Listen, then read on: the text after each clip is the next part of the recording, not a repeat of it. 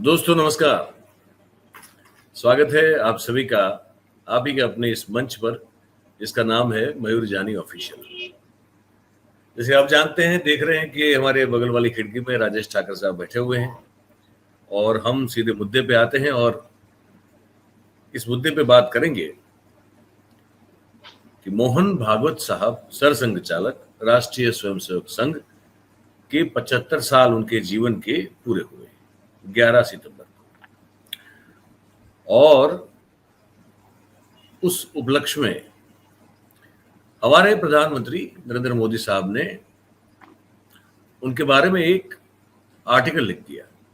देश के कुछ अखबारों में भी छपा, मोदी साहब की अपनी जो वेबसाइट है उस पर भी छपा है और वो पढ़ने जैसा है। वो इसलिए पढ़ने जैसा है कि वो एक है ना, वो एक संस्कृत में एक सूत्र है एक कि संघम शरणम गच्छामि, ये कहा जाता है।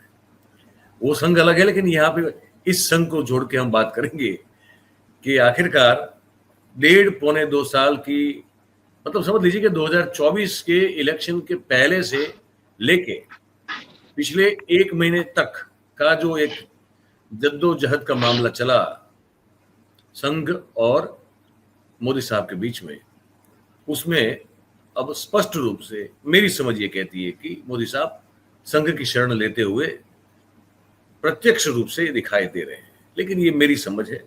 अब ये समझना है कि ठाकर साहब की जो सोच है इस बारे में क्या बनी हुई है।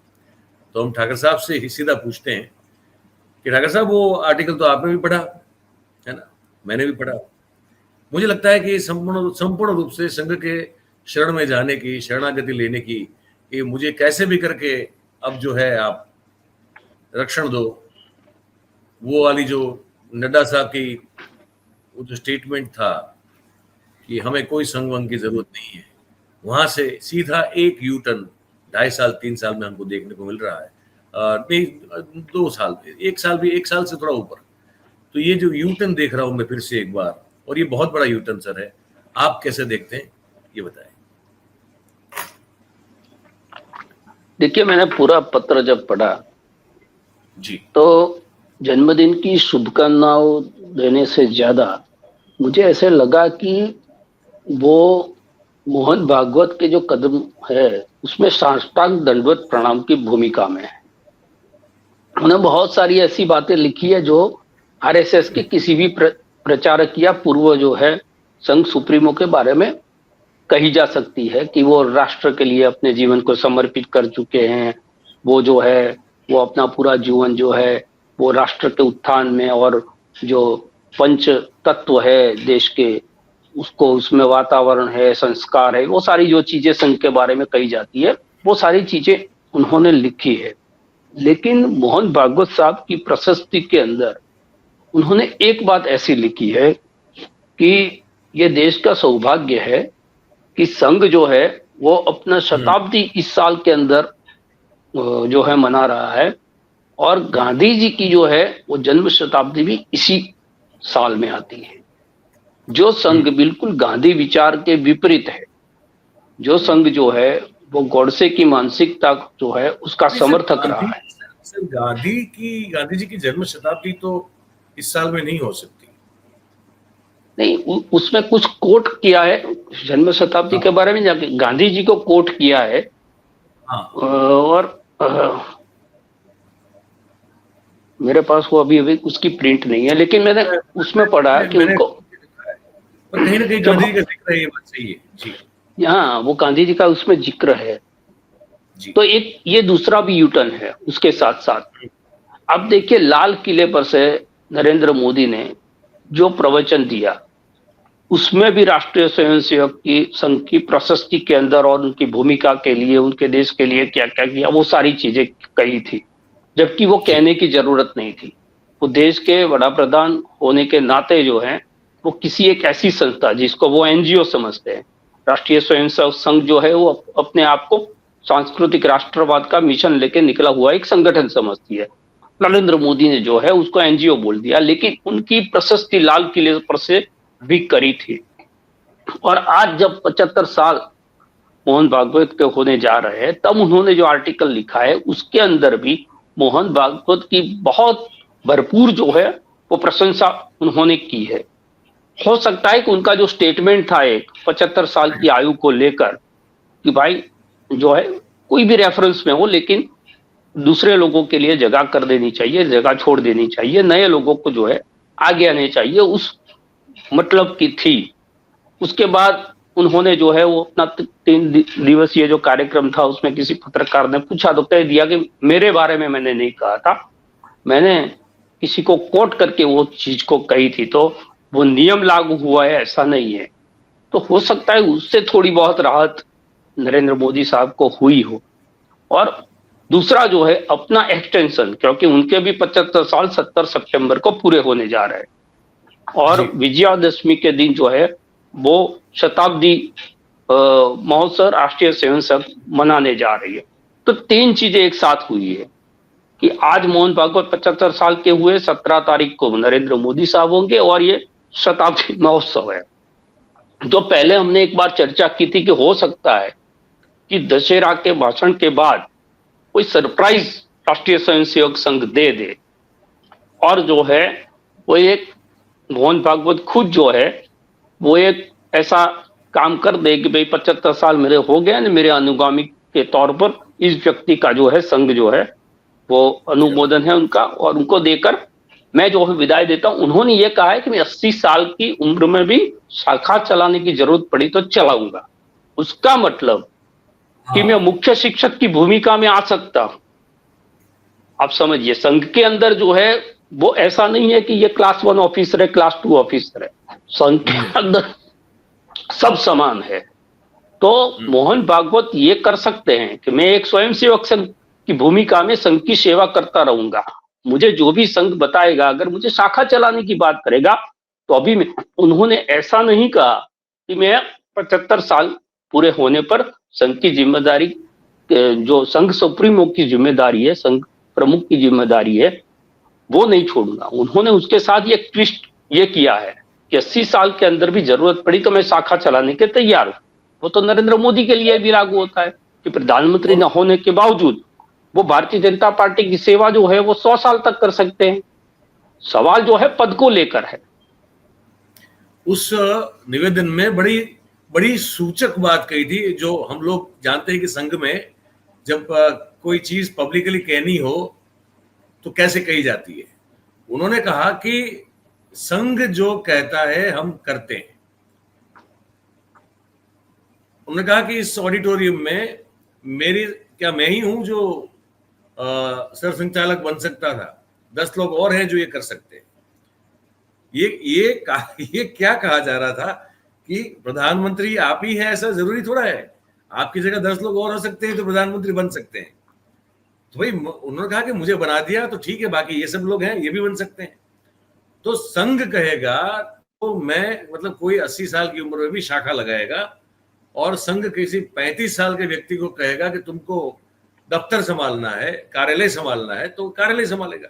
मतलब कि सीधा एक मैसेज था कि संघ जो कहेगा वो मोदी साहब आपको करना होगा, सिंपल एज इट इज, और कुछ नहीं था। जी बिल्कुल बिल्कुल। तो उस वक्त बहुत सारे लोगों ने ये कहा था कि मोहन भागवत साहब ने अपना 80 साल तक एक्सटेंशन जो है पा लिया, लेकिन जो लोग समझते हैं संघ की भूमिका को, उन सबको पता है कि उन्होंने ये कहा मैं संघ प्रमुख के तौर पर 80 साल तक यहां पर रहूंगा, ये नहीं कहा।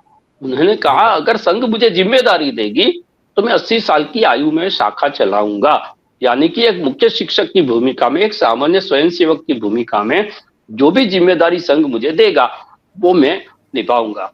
तो यही चीज जो है, तो संघ कहेगा वो होगा।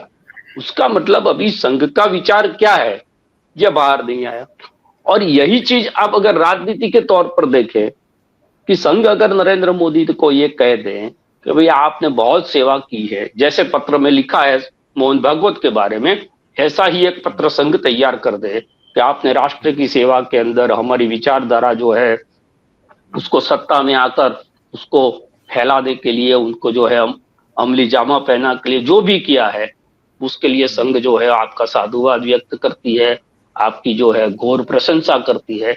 लेकिन अब संघ चाहता है कि किसी नए नेतृत्व को इसकी जिम्मेदारी मिले, और आप जो है, जो मिशन है भारतीय जनता पार्टी का, उसके अंदर लगे रहेंगे, उसका मार्गदर्शन करते रहेंगे, जैसे अभी अडवाणी जी कर रहे हैं। कर रहे हैं। तो ये एक चीज है जो खटक रही है नरेंद्र मोदी के मन में, क्योंकि 2024 का नतीजा आने के बाद अब देखिए मोहन भागवत के कितने स्टेटमेंट इस प्रकार के आ गए थे। किसी को जो है भगवान होने की जो है वो भ्रम नहीं पालना चाहिए। उन्होंने ये भी कहा था कि विपक्ष जो है उसको विपक्ष न मानते हुए प्रतिपक्ष मानकर उनका भी सम्मान करना चाहिए। तीसरी बात ये भी कही थी कि कोई भी व्यक्ति ये मान ले जो सारा कुछ हो रहा है वो मेरे कारण हो रहा है या मेरे कहने पर या मेरे करिश्मा से हो रहा है, तो ये जो है अहंकार आपको जो है वो परेशान कर सकता है।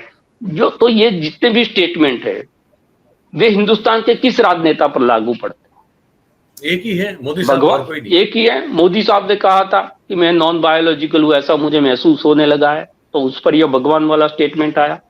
जो कहा गया था जेपी नड्डा द्वारा कि भारतीय जनता पार्टी इतनी सक्षम हो गई है कि अब आरएसएस की उनको जरूरत नहीं है, और 2024 के अंदर पता चल गया कि भी क्या उनका हश्र हो सकता है। तो उस संदर्भ में मोहन भागवत का वो स्टेटमेंट जो है हमें देखना चाहिए कि भाई कोई ये मुखालफत ना पाले कि मेरे से दुनिया चल रही है। तो सारी चीजें, दूसरा जो ये हिंदू मुस्लिम वाली राजनीति करते हैं उसके अंदर भी मुस्लिम संगठनों के साथ मोहन भागवत का मिलना जुलना, मौलवियों के साथ मिलना, मुस्लिमों का एक जो है पूरा एक कार्यक्रम की रूपरेखा संघ द्वारा तैयार करना, ये भी चीज है। वो कह रहे हैं कि देश में अगर आपको आगे जाना है तो सबको साथ लेके जाना पड़ेगा। ये संघ की जो है विचारधारा के अंदर परिवर्तन दिख रहा है। इसलिए दिख रहा है कि उनको पता चल गया कि भाई जो हिंदुत्व का हाई डोज आपने दे दिया अब तक, वो गोधरा से लेकर अयोध्या से लेकर अभी तक भैंस और मंगलसूत्र तक, वो अब धीरे धीरे असर करना बंद हो गया है। आप जो है बार बार अगर एंटीबायोटिक लेते हो तो एंटीबायोटिक का डोज आपको बढ़ाना पड़ता है। 250 हो फिर 750 तक पहुंचते हो, फिर क्या होता, फिर वो भी असर नहीं करती। तो संघ ये समझ चुका है कि अगर अब जो है अपना ग्राफ जो नीचे गया है उसको वापस लाना है तो ऐसी रणनीति अपनानी पड़ेगी कि सारे वर्ग जो है वो आपका समर्थन करे। तो ये जो चीज है वो उस गांधी को जो कोट किया है वहां पर, उमा भारती ने यह कहा कि गॉडसे देश का सबसे, वो बता दूं मैं, आपने जो कहा था मैं वो पूरा बता देता हूं। उन्होंने लिखा मोदी साहब ने कि इस वर्ष कुछ ही दिनों में आरएसएस 100 वर्ष का हो जाएगा। यह भी एक सुखद संयोग है कि इस वर्ष विजयादशमी, गांधी जयंती मतलब 2 अक्टूबर वाली जो है वो, लाल बहादुर शास्त्री जयंती उनका भी 2 अक्टूबर का था, और आरएसएस शताब्दी समारोह एक ही दिन है। ये उन्होंने लिखा हुआ है। जी जी जी जी जी। तो उन्होंने जो है वो यही श्रृंखला के अंदर गांधी जी के नाम का इस्तेमाल किया है। तो आप समझो कि संघ के जितने भी विचारक हैं वो गांधी जी से चिढ़ते हैं, वो विभाजन के लिए गांधी जी को जिम्मेदार मानते हैं, वो जो है गांधी जी की जो अहिंसा वाली सोच थी उसको कारण मानते हैं कि भाई जो देश आज जो स्थिति में है वो स्थिति के लिए वो है। नेहरू को बड़ा प्रधान बनाने के लिए जिम्मेदार गांधी जी को ये लोग मानते हैं। तो ये सारी जो उनकी सोच है उसके ऊपर नरेंद्र मोदी जो है अगर संघ के प्रमुख के लिए कोई पत्र लिख रहे हैं उसके अंदर ये चीज लिख रहे हैं तो वो भी एक मैसेज है जो संघ के समर्थकों को समझना चाहिए। तो मोटे तौर पर मेरा कहना यही था कि मोटे तौर पर जो है संघ अपनी जो है वो जड़ सोच है कि भाई यही सोच से हम आगे बढ़ सकते हैं, उसके अंदर अब धीरे धीरे लिबरल होने की कोशिश कर रहा है। और मैंने देखा है कि जब जब कोई संगठन जिस आधार पर बड़ा हुआ है उसके जो प्रशंसक हो या उनके जो समर्थक हो जिस आधार से उनके साथ जुड़े हैं उसमें अगर ढुलमुल रवैया जब भी दिखता है तो वो संगठन का जो है सर्वनाश हो जाता है।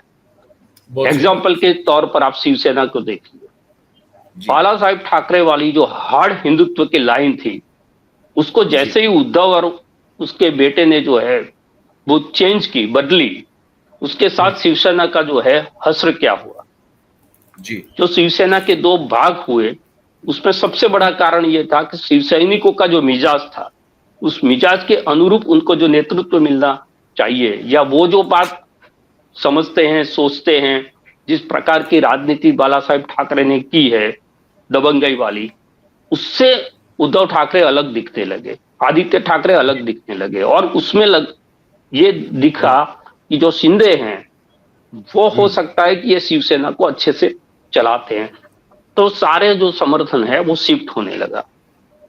तो उनकी जो मूल आइडियोलॉजी थी, उस आइडियोलॉजी से वो भटके, तो न यहीं के रहे न उधर के रहे। संघ का और भारतीय जनता पार्टी का भी यही हश्र होगा।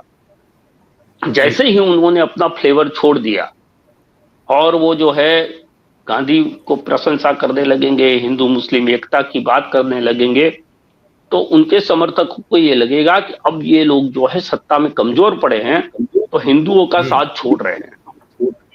तो जो सिर्फ हिंदुत्व के नाम पर उनके साथ जुड़े हुए लोग हैं, कि उनको दूसरी कोई बेरोजगारी जो है उससे लेना देना नहीं है, महंगाई से लेना देना नहीं है, देश की अर्थनीति को से कैसे कोई लेना देना नहीं है, सिर्फ जो है वो हिंदू मजबूत हो, हिंदू राष्ट्र इस देश के अंदर हो जाएगा अगर नरेंद्र मोदी रहे, तो ये ख्वाब लेकर जो उनके साथ जुड़े हुए लोग हैं, वो सारे लोग धीरे धीरे छिटकने लगेंगे। और फिर जो है 1995 से पहले वाली स्थिति भारतीय जनता पार्टी की आई।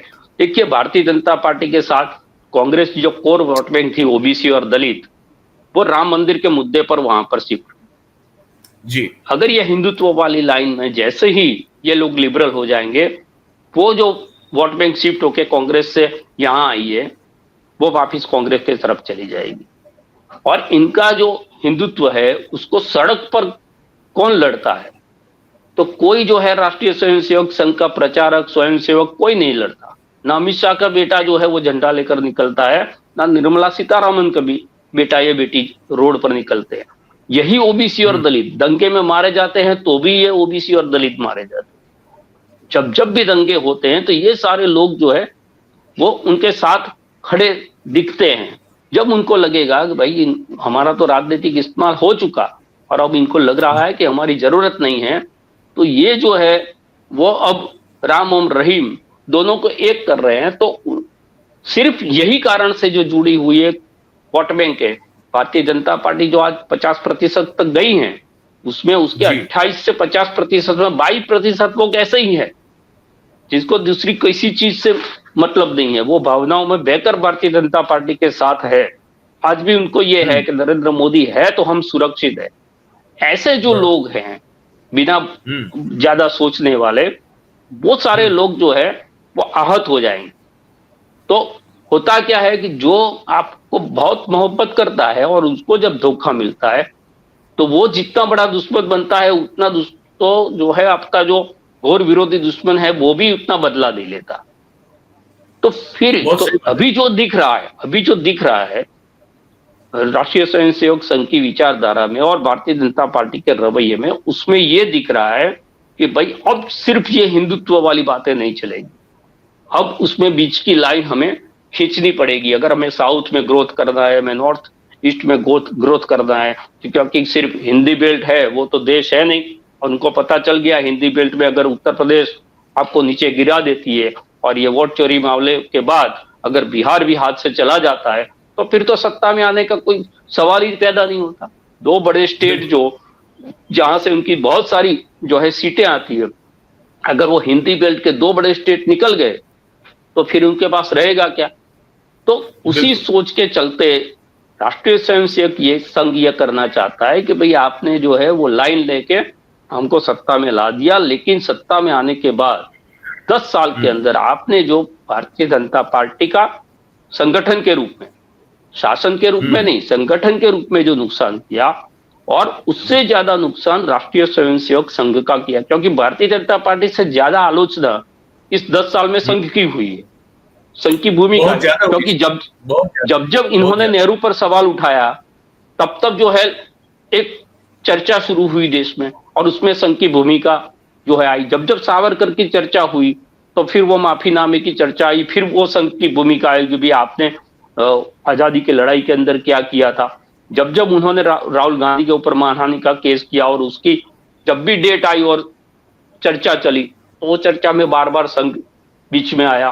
संघ ने कितने साल तक तिरंगा नहीं फहराया है, ये बातें लोगों के सामने आई। तो संघ को ये लगा कि ज्यादा चर्चा भारतीय जनता पार्टी से ज्यादा संघ की करा के इन लोगों ने जो चीजें संघ के बारे में लोग नहीं जानते थे, और ये जानते थे कि ये लोग जो है मुश्किल में, अगर बाढ़ आती है तो काम में आ जाते हैं, ये जो लोग है डिसिप्लिन, एक संगठन, ये सारी जो उनकी जो एक भूमिका थी उसको इन लोगों ने खत्म कर दिया है।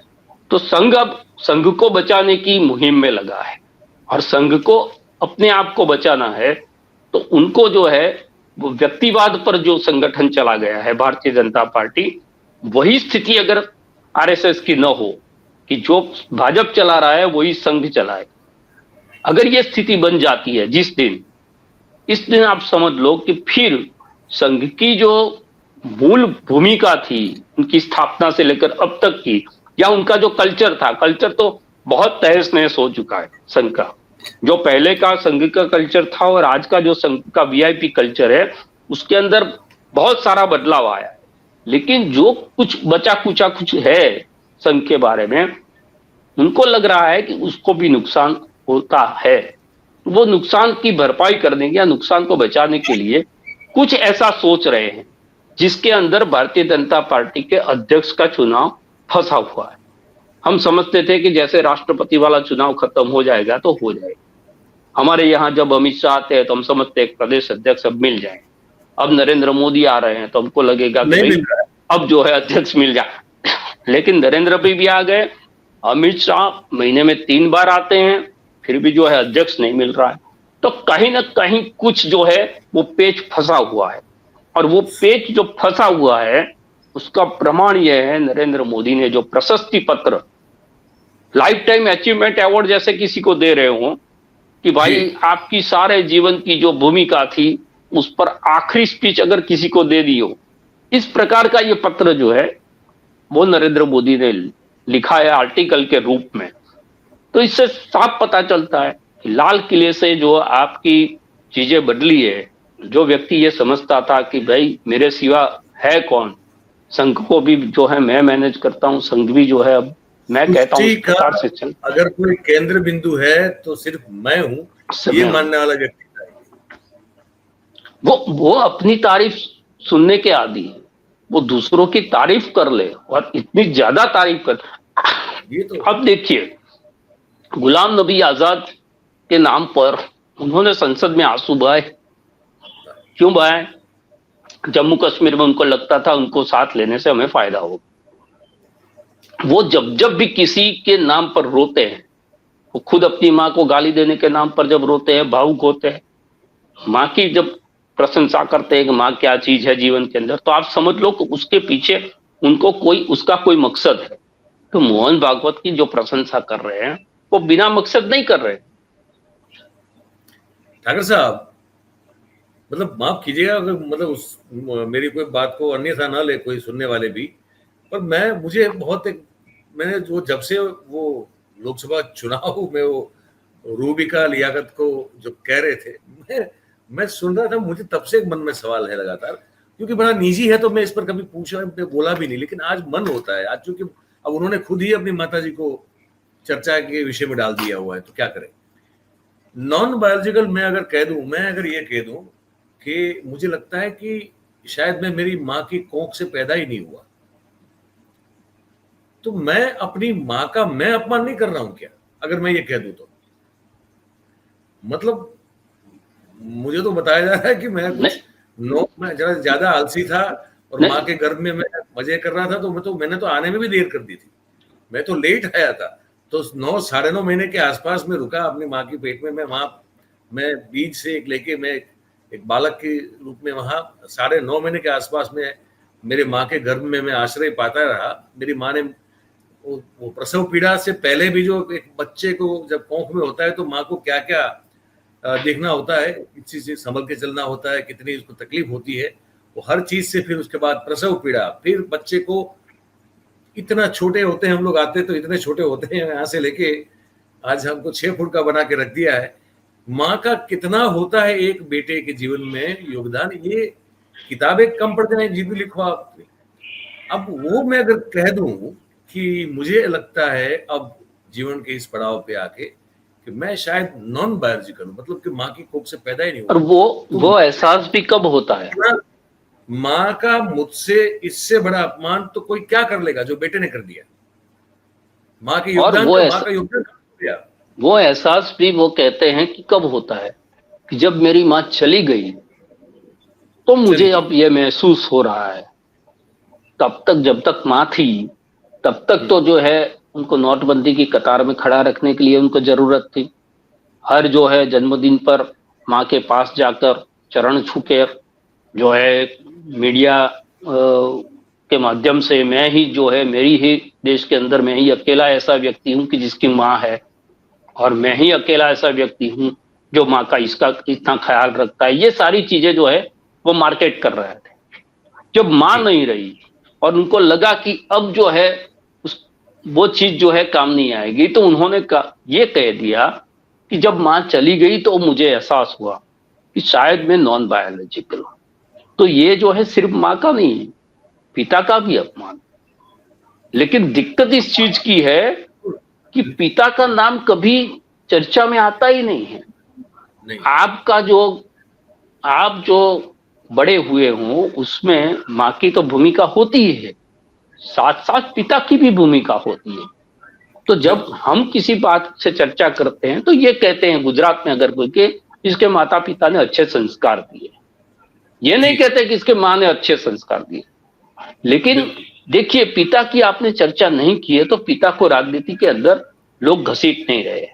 माँ को आपने राजनीतिक हथियार के रूप में पहले भी इस्तेमाल किया, और अब भी जब नॉन बायोलॉजिकल कह दिया, आपको लगा कि ये चैप्टर क्लोज है और फिर कोई एरा गैरा आकर गाली दे के गया, तो फिर आपने माँ का इस्तेमाल किया। और उसका नतीजा क्या हुआ आप देखिए, बिहार के अंदर एक एआई एड बनाई गई है जिसके अंदर उनकी जो माता है वो नरेंद्र मोदी के ख्वाब में आती है और उनको कुछ सलाह देती है। इस प्रकार का एक वीडियो बना है। तो आप खुद जो है, तो ये जो है, ये राजनीति के अंदर आपकी स्वर्गीय माता को कौन लेके आया? तो सबसे पहले तो जो है हमारी माँ, हमारी बहन, उनके आत्मसम्मान की, उनकी मर्यादाओं की रक्षा करने की जिम्मेदारी हमारी है। हम राजनीतिक तौर पर कहीं पर हो, सामाजिक जीवन में, जाहिर जीवन के अंदर कहीं पर भी हो, लेकिन आप अगर बार बार जो है उसमें लाभ लेने के लिए अगर परिवार के लोगों का इस्तेमाल करते हो तो फिर ये स्थिति जो है वो पैदा हो जाती है।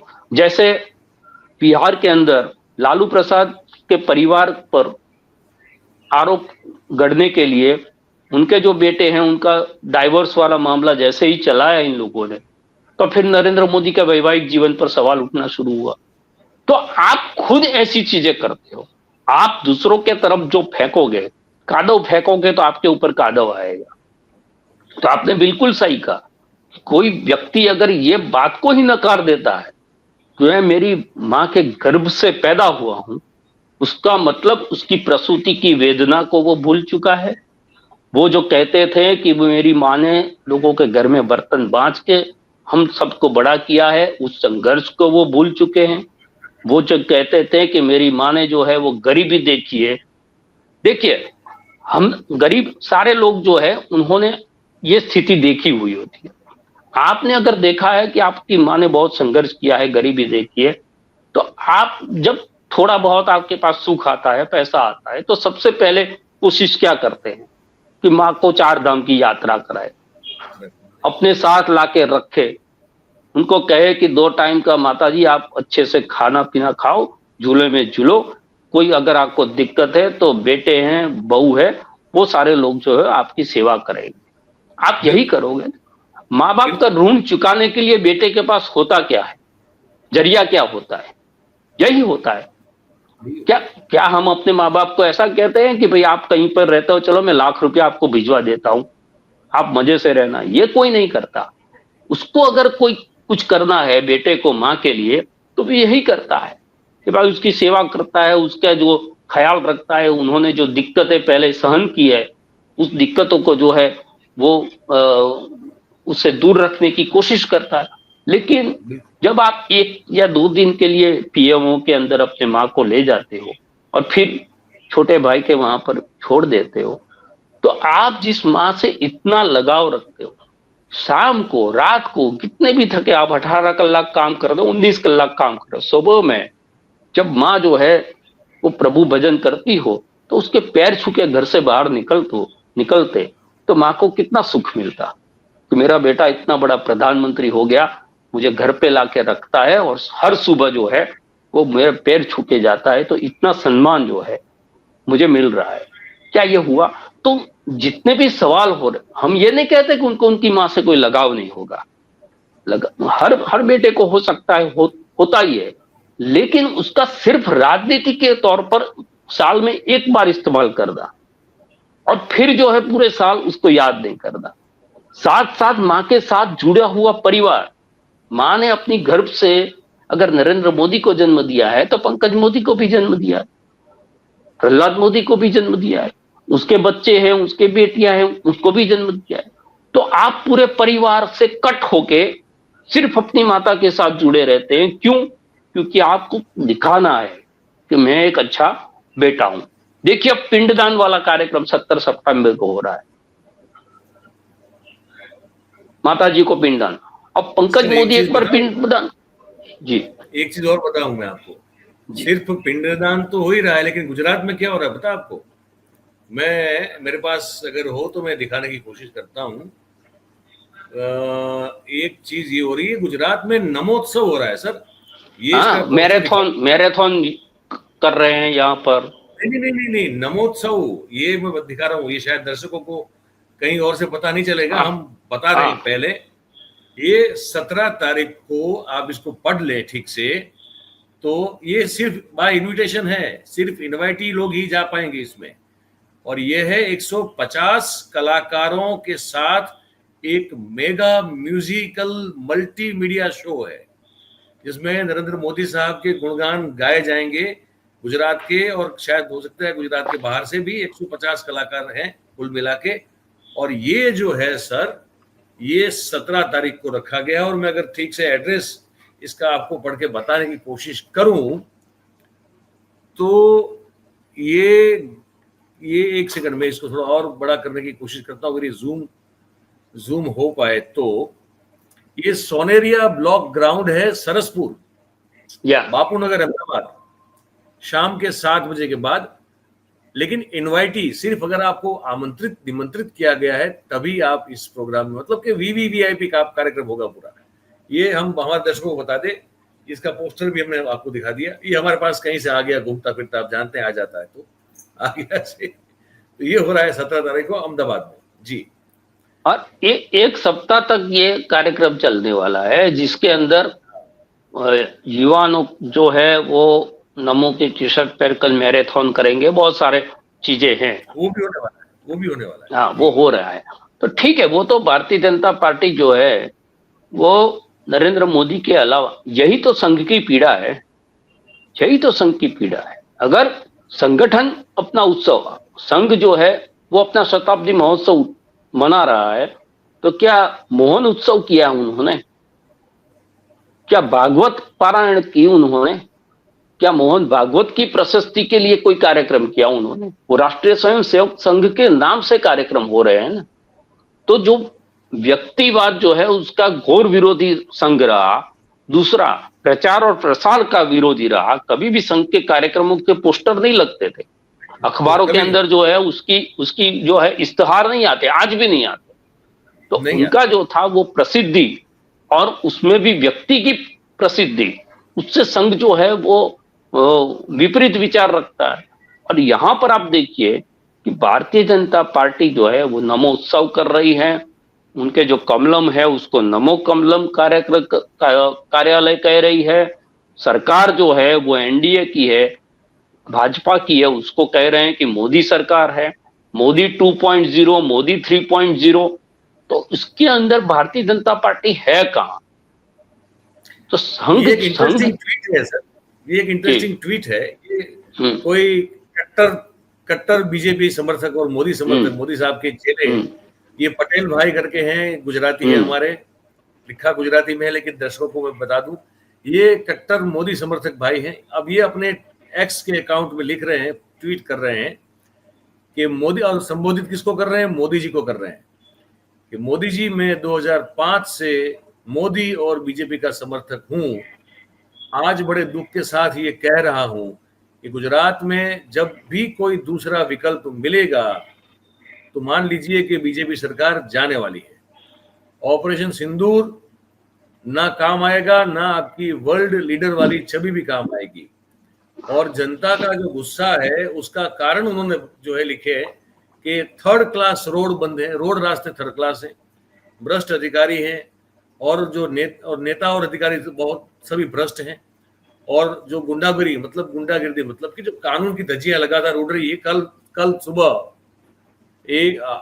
आज ही सुबह, अगर हमने हाँ ये प्रोग्राम कल देखा जाएगा तो मतलब ये कहें कि 12 तारीख की अर्ली मॉर्निंग, मतलब अराउंड 3:30 अहमदाबाद में पालड़ी इलाके में रात को 8 लोगों ने मिलकर एक आदमी को सरेआम रोड पे मार दिया। और ये लगातार ये घटनाएं बढ़ती जा रही है। तो ये कह रहा है कि भाई ये सब चीजें बड़ी परेशान करती है हमको। तो ये हमारा जो बोले, मैं इतना समर्थक कट्टर होते हुए भी ये कहना चाहता हूं कि सरकार जाएगी, और इनके कारण इन्होंने ये सब जो है बताए। और फिर आगे भी लिखा है कि नेताओं के लड़कों की भी गुंडागिर्दी और भ्रष्टाचार। तो ये कट्टर समर्थक है, जिस तरह के हम एक तरह से हम अंधभक्त कह सकते हैं शायद, वो अब ये खुलेआम एक खुले मंच से इस बात को लिख रहा है। ये अपने आप में मेरे ख्याल से एक बड़ी बात है ठाकर साहब। नहीं, बिल्कुल बिल्कुल है। और हम देख रहे हैं कि सोशल मीडिया के अंदर जिस प्रकार का गुस्सा है, आप देखिए बीजेपी गुजरात प्रदेश, उसका एक पेज है, उस पर वो कोई भी पोस्ट डाल रहे हैं, आप सिर्फ नीचे की कमेंट को ऑब्जर्व कीजिए। भारतीय जनता पार्टी के किसी भी हैंडल, वो ट्विटर हैंडल हो, सोशल मीडिया हैंडल हो, उसमें कोई भी बात लिखी जाती है और उसके नीचे जो है वो कमेंट्स आते हैं, उसमें 80% कमेंट जो है वो नेगेटिव होते हैं।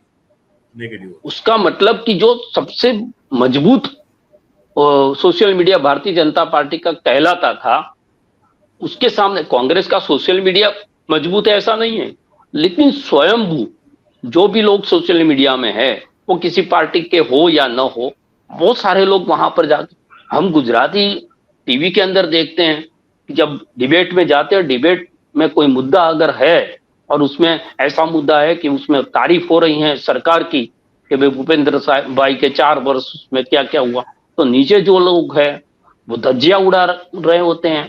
अगर हम भी कोई 2 चीज सरकार के बारे में अच्छी है और कह रहे हैं, तो हमारे बारे में भी लोग लिख रहे हैं। तो इतना गुस्सा जो है लोगों के अंदर है, लेकिन वो सोशल मीडिया का गुस्सा सड़क पर अभी नहीं उतरा। देखिए एक अब पानी पी, हमारे जो सीजेआई है, उन्होंने एक टिप्पणी की सॉलिसिटर जनरल को कि आप देखिए नेपाल में क्या हो रहा है। अब तक जो है हमारा मेन स्ट्रीम मीडिया ये बता रहा था कि नेपाल में जो हो रहा है उसका फायदा यहाँ पर विपक्ष लेकर यहाँ लोगों को भड़का रहा है, अराजकता की स्थिति पैदा करने की कोशिश कर रहा है। देश का सीजेआई ये कह रहा है कि आप देखिए नेपाल में क्या हो रहा है, और वो कौन से मामले में कह रहा है कि जो विपक्ष की सरकारें जहां पर है, कोई बिल ला रही है तो राज्यपाल जो है फाइल को दबा रहे हैं। बहुत प्रेशर जब पड़ता है तो राष्ट्रपति तक जाती है, यानी कि विपक्ष की सरकारों को काम करने नहीं दिया जा रहा है गवर्नर के थ्रू। तो सुप्रीम कोर्ट उस मामले में यह कहती है कि आप देखिए वहां पर क्या हुआ, यानी कि आप सरकार जिसकी भी हो, अगर काम नहीं होगा लोगों का, लोगों के अंदर गुस्सा बढ़ेगा, तो उसका नतीजा क्या हो सकता है, ये सुप्रीम कोर्ट टिप्पणी कर रहा है। कोई जो है विपक्ष का नेता नहीं कर रहा है ये टिप्पणी।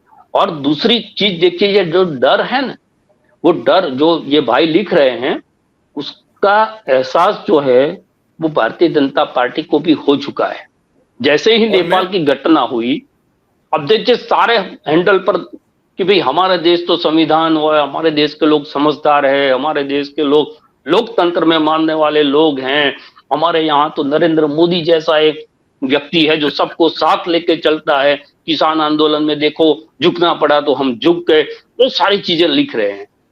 क्यों लिख रहे हैं? कि उनको डर है कि अगर ये ऐसी स्थिति जो सोशल मीडिया के अंदर लोग लिख रहे हैं वो अगर सड़क पर उतर गए तो फिर क्या होगा। तो ये बिल्कुल सही है, लेकिन गुजरात के परिप्रेक्ष्य में आज भी हम ये नहीं कह सकते कि अभी विकल्प कोई तैयार हुआ है।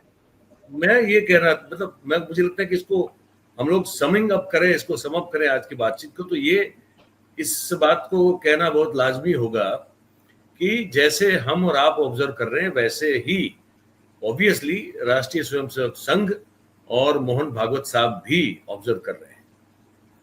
और जैसे हमारी पहले भी हमने अपने अगले इससे पहले वाले कार्यक्रम में हमने कहा था, आपने मैंने दोनों ने, कि संघ के लिए व्यक्ति का कोई महत्व नहीं है। संघ के लिए जो है वो एक संस्थागत रूप से अपना महत्व है, तो व्यक्ति कभी वहां महान नहीं होता। तो एक व्यक्ति के पीछे अपनी लुटिया डुबोने की अगर नौबत आएगी तो संघ कभी ये नहीं चाहेगा। और इन्हीं सब बातों को देखते हुए संघ और सरसंघ चालक ने जो भी निर्णय या जो भी मूड बनाया है, उस मूड को कैसे भी करके बदला जाए, उस कोशिश में मोदी साहब जो है वो संगम शरणम गच्छामि हुए हैं। यही कह सकते हैं सर, यही कह सकते हैं। देखिए दूसरा एक इंडिकेशन नितिन गडकरी ने दिया। वो कह रहे हैं कि लॉबी चल रही है। लॉबी क्यों चल रही है? किसको उठाना है, किसको खत्म करना है, वो एक पेड मैनेजमेंट हो रहा है। तो पार्टी के भीतर बहुत कुछ ऐसी चीजें हैं जो दिक्कत वाली है और संघ उसको एड्रेस कर रहा है। और संघ का एक स्टाइल अलग है, वो बहुत कुछ चीजें बोलता नहीं है, लेकिन उनका जो है वो एक जमीनी नेटवर्क है, उसके माध्यम से सब जो है वो खंगाल रहा है।